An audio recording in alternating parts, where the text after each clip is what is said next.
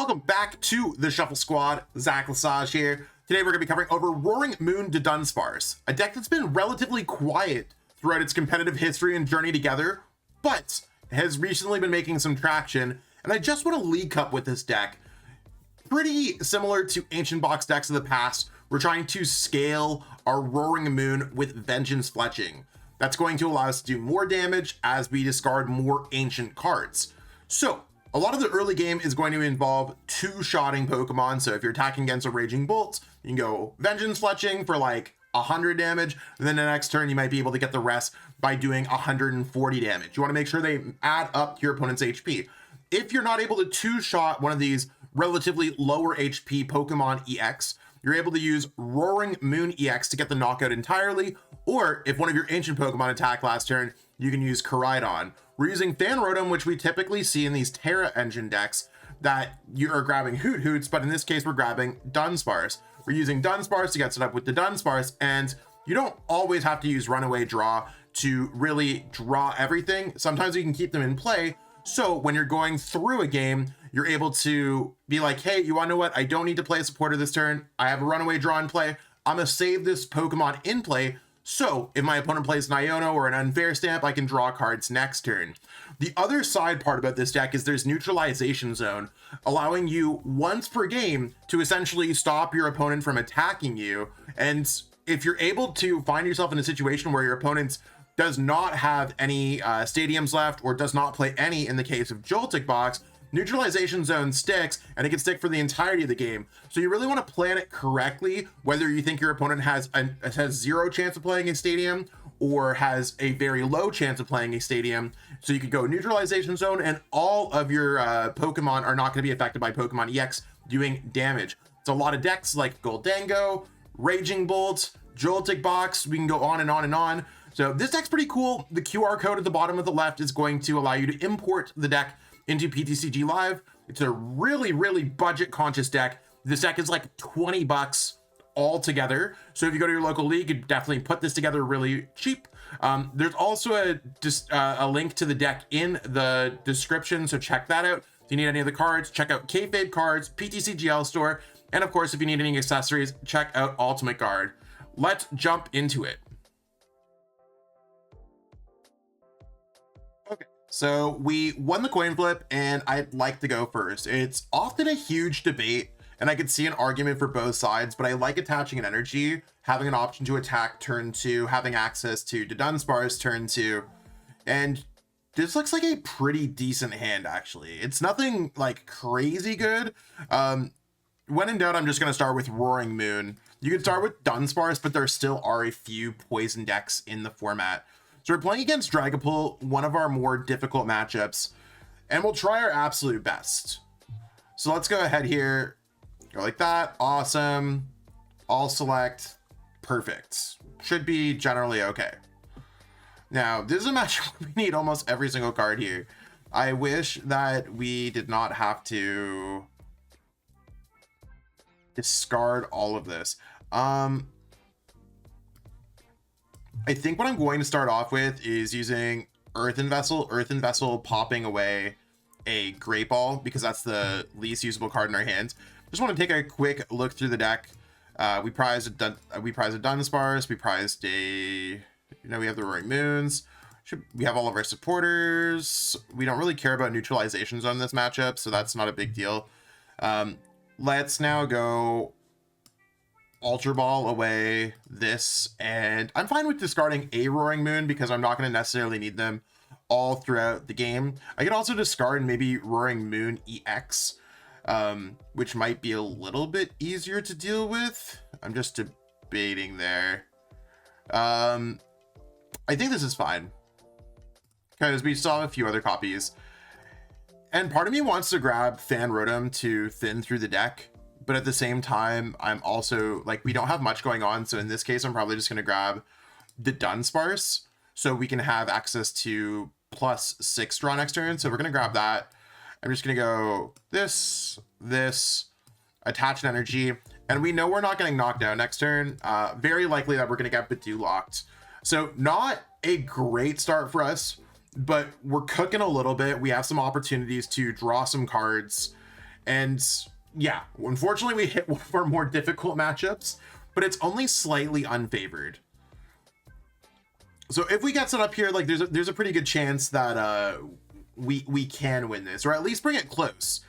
Like if we hit a Joltik box, all we have to do is put neutralization zone in play. If we hit Raging Bolt, we're just attack, attack, attack, and we usually win the game. So I'd rather play a game where we have a little bit more mobility here. So they're going to go ahead and evolve. This kind of build for the deck might actually be even more difficult for us, but we should be responding right into a knockout on this Dreepy. Like all we need is an energy to go Vengeance Fletching. So a lot of the time when you're playing against these stage 2 decks, we just want to kind of attack through these single prize card Pokemon. Buddy Poppin, in this case, I just want to thin through the deck so we have a higher chance of drawing things. I don't want the Fan Rotom, but I don't think we need it. So I'm just going to grab these Dudunsparce. If you're playing this deck in real life, try to like signify which Dudunsparce you play down that turn or not, because it can get a little bit confusing. Okay, so I think we're generally okay. We could go Earthen Vessel away Buddy Poffin, because there's very few cards left in our deck.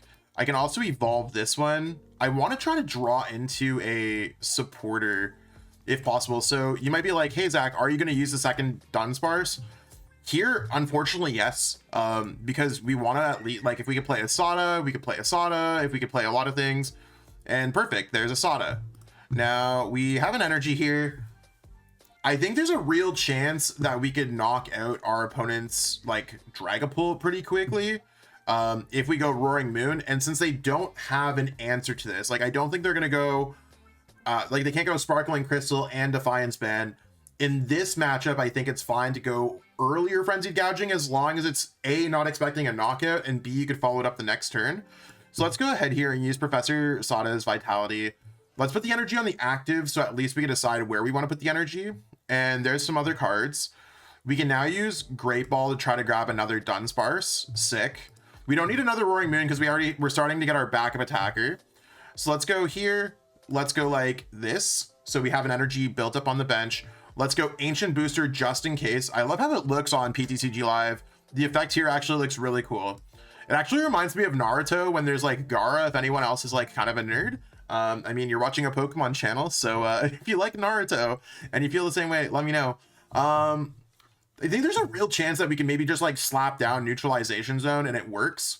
So I'm gonna see if it can carry us in this matchup. So we're gonna take the knockout there. I'll draw my prize card and we'll kind of go over the reason why I play Neutralization Zone in a second while our opponent plays out a turn. Cool. I guess they're just gonna concede because maybe they don't play a Stadium. They could still do the 6 damage counters to our bench. But yeah, that's kind of weird that our opponent snapped conceded. I was not expecting that with all the Draclokes, but cool. I'm probably gonna jump into another game and we'll see if it could work any different. But yeah, sometimes that Stadium is just an instant win, and I guess our opponent didn't see a way around it, or maybe they misunderstood it. Either way, we take those. We are going to flip a coin, see exactly what we could do. And did we win the coin flip? We did not. So I'm fine even if we go second because we could attack on our first turn and we can still get set up. It doesn't really change too much. It just puts us potentially one less turn. Hand's okay, I think.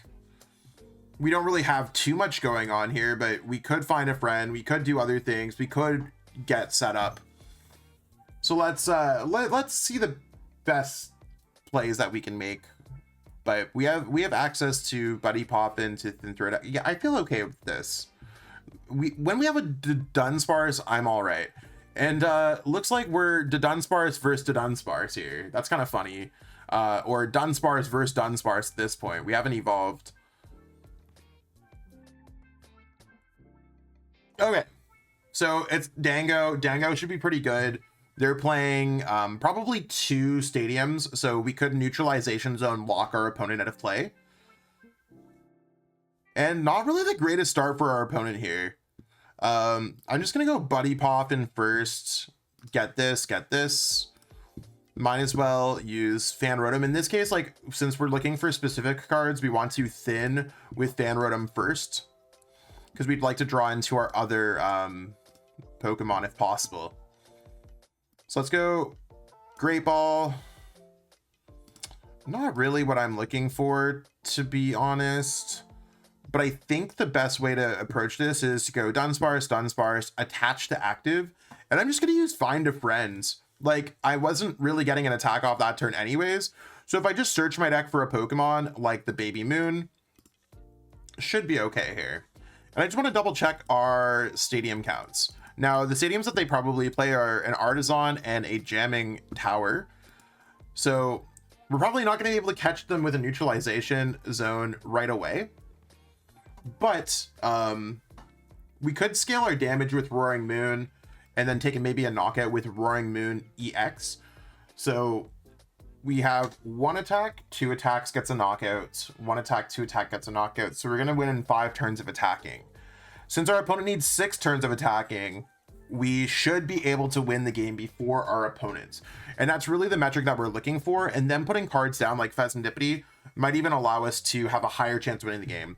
The Iono here is like mildly annoying, especially since we did lose access to our Dunsparce, our Dudunsparce and stuff like that. There's a chance that they might not get an attack off this turn though, so we might be all right, maybe. Well, I'll just have to deal with it. You might be wondering why we don't play the free retreat Dunsparce. It's because it has 60 HP, so that Dragapult doesn't knock us out. And Find a Friend's kind of a broken attack here. So I had to sort through 50,000 bulk in real life to get these cards.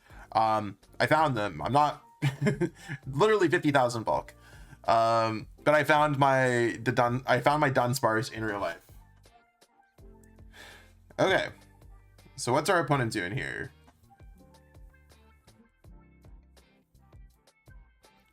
Maybe they're just, I guess they're doing nothing. Cool.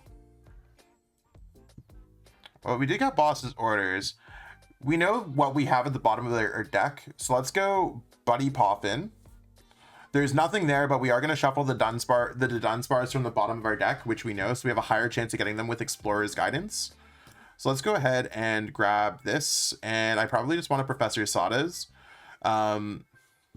for next turn, I guess. Maybe I want, yeah, I think I'm going to grab a Professor Sada's.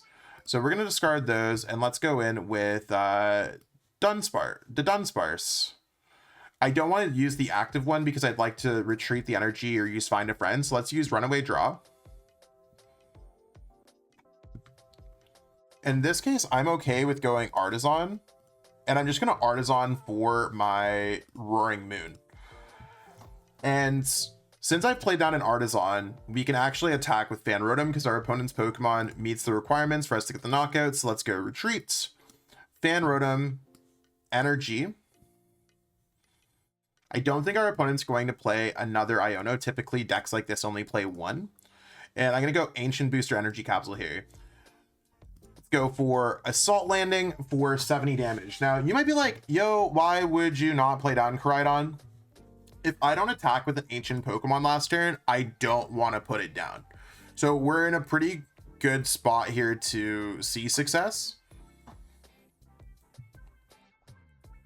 And even if they knock out our Roaring Moon, we have a Fan Rotom. Like we have some good things going on here. So we took the first prize card, and it just becomes kind of a big back and forth battle between us and our opponent here.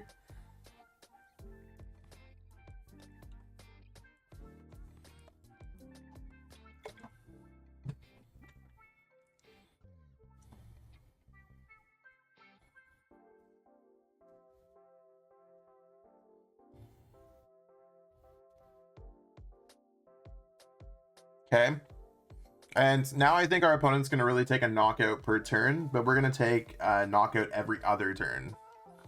So as the game progresses, we should be able to win the game before our opponents, because we will draw more prize cards than our opponent per attack, especially when we factor in cards like Roaring Moon EX that we could use for our last 2 prizes, or we can maybe knock out the Pheasantipity EX in between there, because it's easier for us to scale at 210 than to 260.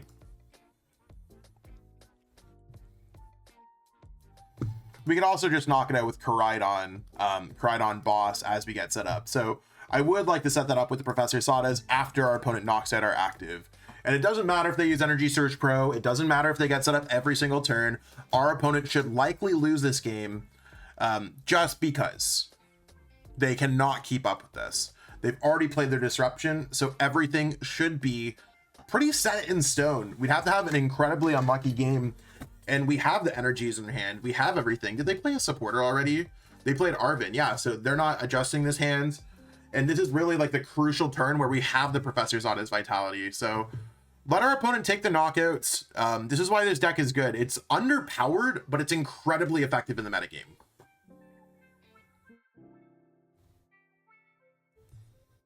Whew.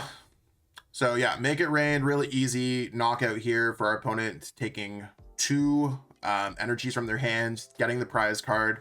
And if we didn't know if we had the cards, we could probably send like the cards to make this happen. We could probably send up Roaring Moon. Don't need to worry about that right now. We're just setting up the Dudunsparce to make it happen. But anyways, we're gonna set up the Roaring Moon because we have all the pieces necessary. Awesome. So before we do anything, we know for sure we have Artisan, and we can grab out a Dudunsparce. You only ever need the 2 ancient Pokemon out, if that. So let's go Koraidon goes down, and let's use Sada first, because we'd like to draw into the Dudunsparce more and thin our deck of other cards, so we can hit harder with Great Ball. Awesome. Great Ball should net us a Dudunsparce. Okay, we grabbed Roaring Moon. Not the end of the world. We can attach here. We're hitting for 100 damage. Cool. So as this gets knocked out, we should be able to send up the other Koraidon. That's fine, I think. Yeah. We're just going to hit for the 100 damage here. And next turn, we want to really hit for 160 on this Gholdengo. So as your Pokemon get knocked out, you're good. You might be like, oh, Zach, you have the Koraidon plus Boss Energy on Pheasantipity.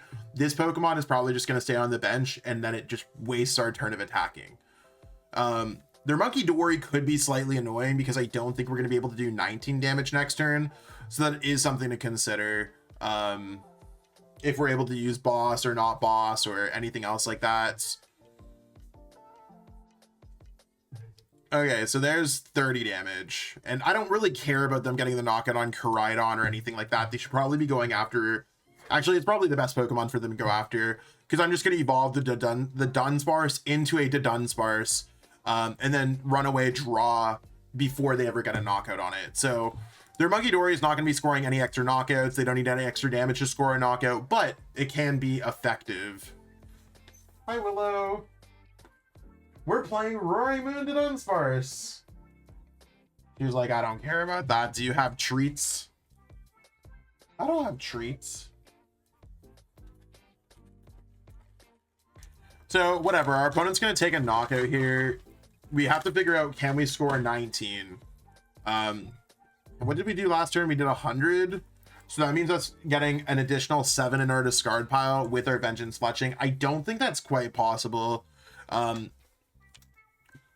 Quite honestly, we might have to go for the boss's play to score a knockout.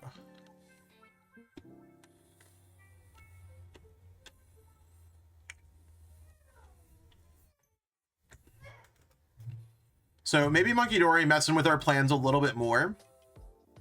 But we still have plenty of turns. They're not adjusting our hand, so that's cool. I mean, even scale more damage. Maybe the following turn we could scale to 260. I don't know. We'll have to see. I think I'm going to just go Koraidon since we attacked with Ancient last turn to use Unrelenting Onslaught. That to me sounds like a pretty good idea. Them putting down Dunsparce is also dangerous for them because we are one boss away from knocking that out with like a Fan Rotom or even like an Unrelenting Onslaught on the Dunsparce. So we can often just take a single prize card. We don't do enough damage here, right? 30 plus 150, 150, so we'd be off by 10, okay. Yeah, I don't see us not attacking with this Koraidon because I don't think we're getting to 12 in our discard pile. We need way too many pieces, and we'd still need an additional 6, so I just don't think it's going to happen. I think we're going to have to go for boss. So let's go slap on. Okay, we could go counter catcher. I actually don't mind counter catcher at all here. The counter catcher low-key blessing us. Let's go Professor Zada's Vitality, and let's go energy.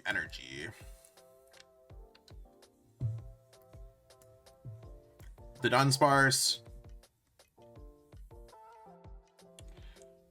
Counter catcher up the Pheasantipity. Let's go Ancient Booster Energy Capsule goes on to this Pokemon, so when they knock it out, we are all good there. And I want to keep the Runaway Draw in play so that if they do go for an Ione or anything, we are all good there. So let's go 360. 360 gets the knockout.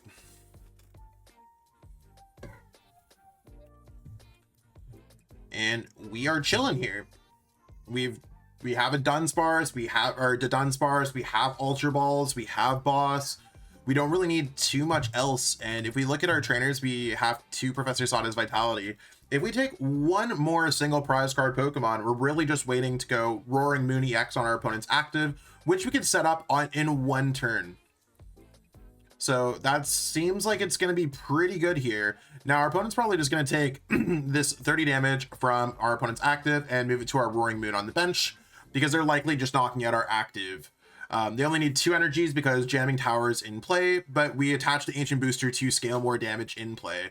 So we're just kind of big chilling, nothing crazy.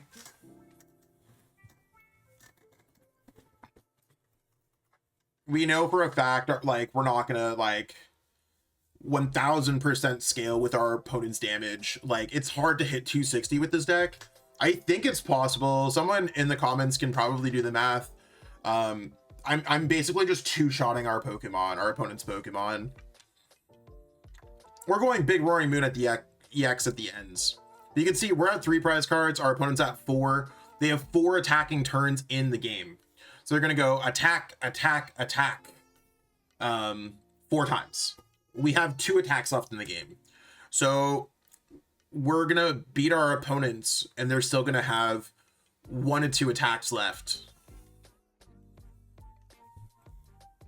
And they can get set up all they want. I think we're big chilling here. I don't foresee us losing. And we're using all of our supporters in the right order. Like, we don't need Sada this turn, let's use Boss's orders. We don't need this turn, we don't need that. So, like, try to think about what you can do. The counter catcher has been fantastic. After I won the cup, I added that in. I thought it was really cool. Better than the Iron Bundle was for me. So our opponent's going to take the knockout. That's going to scale the damage. And we either have our option of knocking out the Dango EX in the active. I think I'm just going to take the knockout on the Monkey Dory. So it's going to be a little bit easier for us to get the knockout on the active. Monkey Dory is probably the more annoying Pokemon here. Again, if I didn't know which Pokemon I was going to send up, I'd be sending up the Dudunsparce. We're just going to send up this Pokemon. And let's go. Energy goes here. Dudunsparce goes there. Roaring Moon goes down. Boss, bring up the Monkey Dory. I was like, why is TM Evo staying in play? I always forget about Jamming Tower. Do I care about the Buddy Poffin and the Ultra Ball? I think I want to keep our hand as is. And let's go Vengeance Fletching for 300. So you don't even have to use Runaway Draw all the time. It's really just there for when you need it. So we're using it here to Iono proof ourselves, so we can always draw +6. Even our opponent knocks out 1, we can always get the other one. And since they're not attacking us with a single prize card Pokemon, we can make that play. If our opponent had single prize card Pokemon like Raging Bolts, we'd probably just try to knock out the active. So our opponent is just going to be in a situation where we have to hit 220 next turn. Should be all good for that. And I think we'll make it happen by drawing through most of our deck. And perfect, we made ourselves Iono proof. It sucks that we're going to have some of those cards at the bottom of the deck, but at the same time, we might have other good cards. Professor Sada is certainly not a bad card at all. And we still have a few turns, right? Like, our opponent now has to do 3 attacks. We win the game in 1 attack.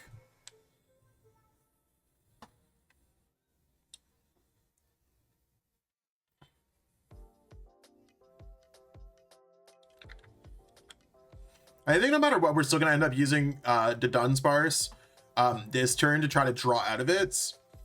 So I'm going to send up at least a Dudunsparce before just default sending up Roaring Moon in this case.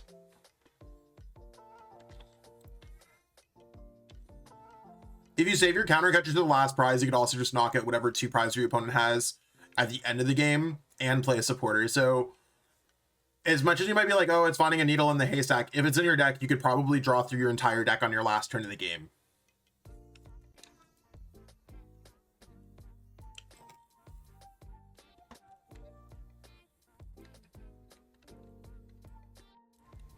And let's see what our opponent does here. Make it rain. They have to discard 3. If they do their math wrong, it'd be cool for us. I'm always hoping, I'm like, maybe my opponent can't do 50 plus 50 plus 50. But they're on it. Shout out ZOV. Okay, knockout on our active. That's cool. So we'll send up the Dudunsparce since we still have a chance to go Roaring Moon EX potentially. Earthen Vessel's kind of interesting. Part of me wants to go Artisan and just bump their jamming tower. I could maybe go Earthen Vessel and get everything we need, but let's go Artisan here first.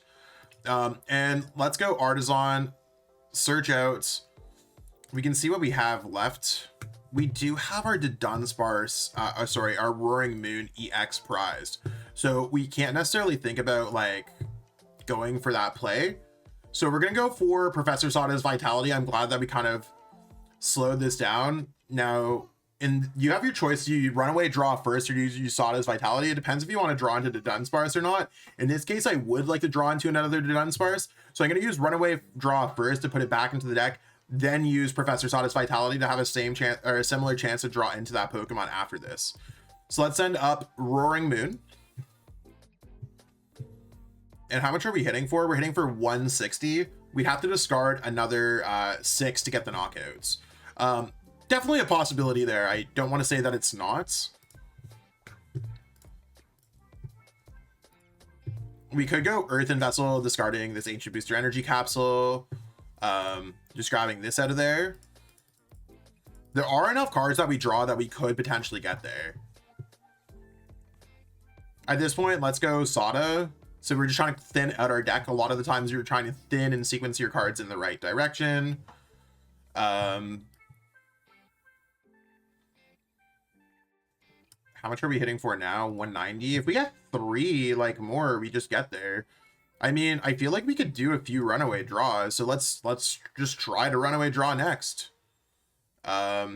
Getting really close to it. Right, we can hit for like 210. How many? We really want to get like an Earthen Vessel, and we can always go back in with Ultra Ball 2 after this. So let's just go ahead and we could thin from here.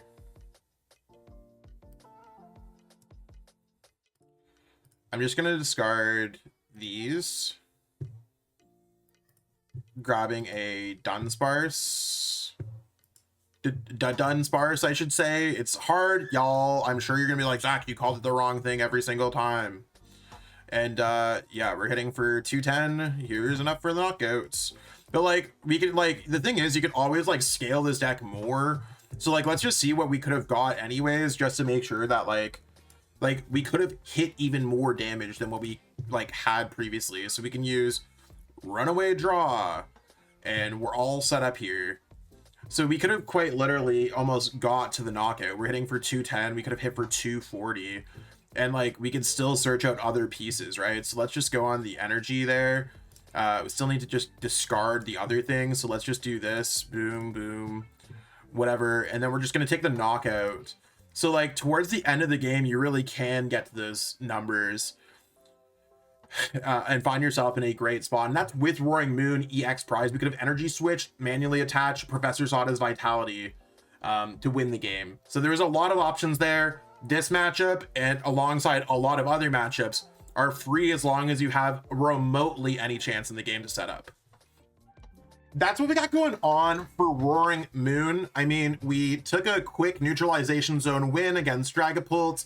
We took a longer win against Gholdengo, but we were in complete control for the game. And I think it's just one of those things where it's just a powerful deck in our metagame. Could this deck be a flash in the pan? Sure. It's $17 right now, US dollars, to buy this deck on TCG Player according to Limitless. So if you want to pick up this deck, check out our sponsors at Kayfabe. You could probably get it for like really cheap. It's honestly a really cheap deck, and it's cool. It's effective. I won a League Cup. I got 50 championship points towards my World Championship invites.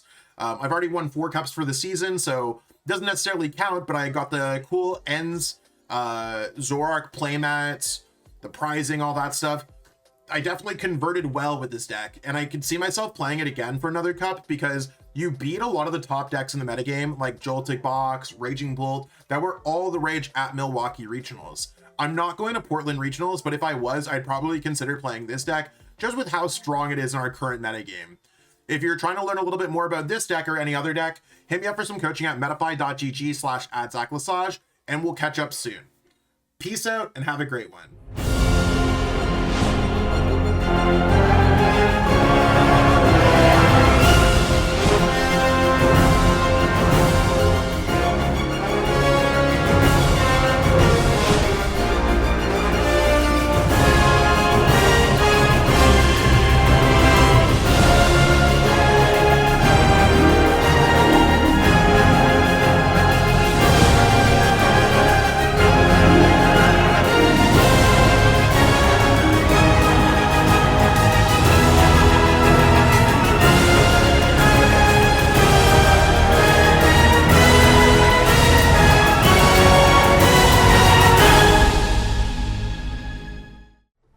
Want to support the Shuffle Squad? Be sure to check out all of our sponsors in the description to pick up Pokemon TCG singles, sealed, and PTCG live codes.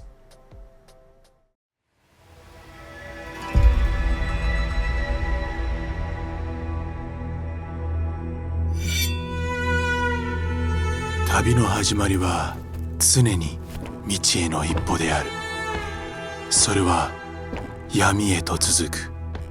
初めの一歩を踏み出すには勇気がいる。そして旅の終わりには旅を始めた時の自分とは別人になっているかもしれない。旅に出よう。物語の次の章がお主を待っている。将軍の道を歩め。侍の箱とともに。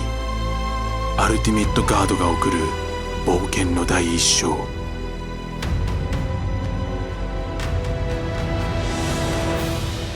刀将軍の道近日発売。